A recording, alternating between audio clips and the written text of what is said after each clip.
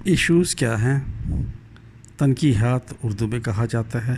Civil procedure code کے کس قانون کے تحت، کس آرڈر کے تحت، کس سیکشن کے تحت فریم ہوتے ہیں، کب فریم کیے جاتے ہیں، کون سے پوائنٹس ان ڈسپیوٹ ایشوز کو جنم دیتے ہیں، ان کی اہمیت کیا ہے، اور فیصلہ کیا ایشوز پر آئے گا یا شہادت کی بنیاد پر آئے گا یا پلیڈنگز کی بنیاد پر۔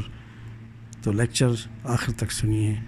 ایشوز سول ٹرائل میں سول پروسیجر کوڈ کے تحت نہایت اہم معاملہ ہے۔ اس کو فلکرم آف دی ججمنٹ بھی کہہ سکتے ہیں، فلکرم آف دی ٹرائل بھی کہہ سکتے ہیں۔ اب یہ ڈیوٹی کس کی ہے؟ ایشوز فریم کرنا عدالت کی۔ Order 14 CPC۔ Heavy duty cast upon the court to determine points of dispute interest the parties, then to proceed further to take evidence. PLJ 2025 Lahore page 1، 2025 CLC 323 page ہے۔ یہ دونوں PLJ اور CLC میں report ہوا ہے، ایک ہی کیس ہے۔ اس میں آبجیکشن آیا ٹائم بارڈ کا، اور مینٹل بھی رسوڈ on the basis of the time limitation alleged and denied۔ Issue frame نہیں کیا اسپیسیفک پوائنٹ پہ کورٹ نے۔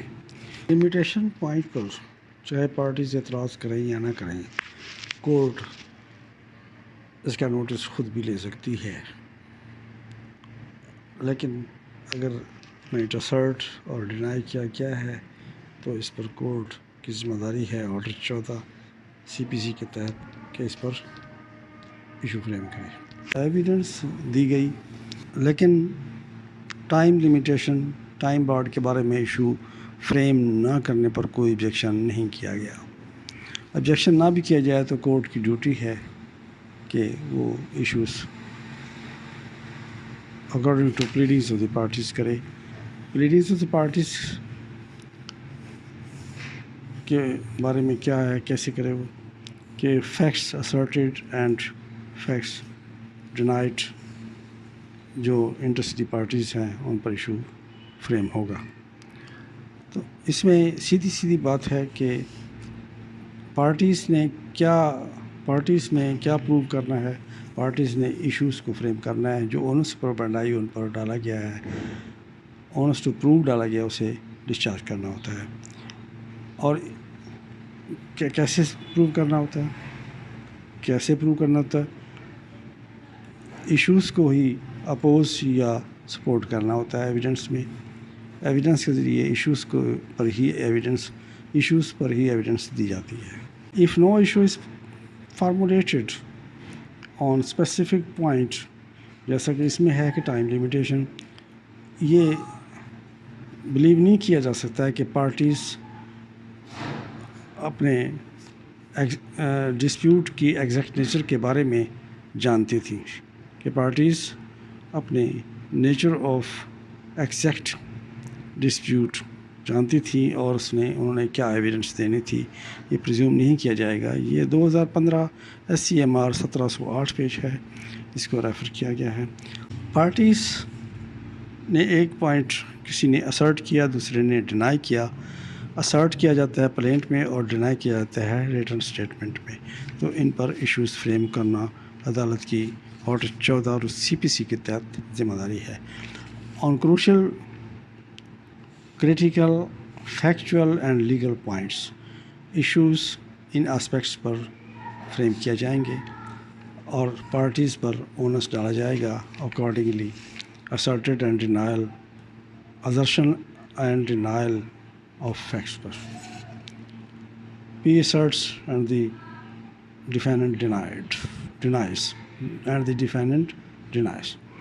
پھر انہوں نے بائی لیڈنگ ایویڈنس پارٹیز نے اپنے اونس پروبینڈائی کو ڈسچارج کرنا ہے، ایشو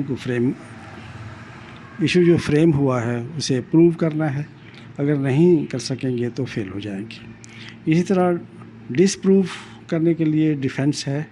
ڈیفینس نے اپنے اوپر جو ایشوز کا اونس پروبینڈائی ہے اس کو ڈسچارج کرتے ہوئے اسے اپنے موقف کو ثابت کرنا ہے اور پلینٹف کے موقف کو ڈسپروو کرنا ہے. To succeed in the matter and dispute in the case. تو ایویڈنس اسی کے مطابق ایشوز کے مطابق لیڈ کی جاتی ہے.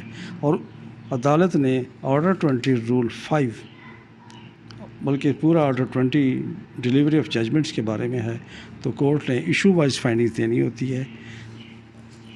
شہادت پر بھی ایشو وائز دینی ہوتی ہے. جو ایشوز ہیں ان کے مطابق ہی ایویڈنس کو پڑھ کر ان پر فیصلہ دینا ہے.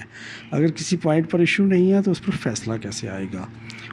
پارٹیز نے اسرٹ کیا، اپنی پلیڈنگس میں ڈینائی کیا اور اس پر شہادت بھی دے دی، لیکن ایشو فریم نہیں ہے. ایشوز کی فائنڈنگ کے دوران ایویڈنس کا تذکرہ کر دیا گیا تو اسے آربیٹر ڈکٹم کے معنوں میں لیا جائے گا کہ بائی دی وے اس کا تذکرہ ہو گیا. بائنڈنگ فورس صرف ایشوز کی فائنڈنگ پر ہی ہوگی اور وہی بائنڈنگ فورس رکھے گا. ججمنٹ ایگزیکیوٹیبل اور بائنڈنگ وہی ہوگا. آربیٹر ڈکٹم ایک بائی دی وے اوپینین ہے. یہ بائنڈنگ فورس نہیں رکھتی، جبکہ ریشو ڈیسیڈنڈائی بائنڈنگ فورس رکھتی ہے. جو ایویڈنس کے مطابق فیصلہ دیا جاتا ہے اور ججمنٹ میں ریزننگ ہوتی ہے.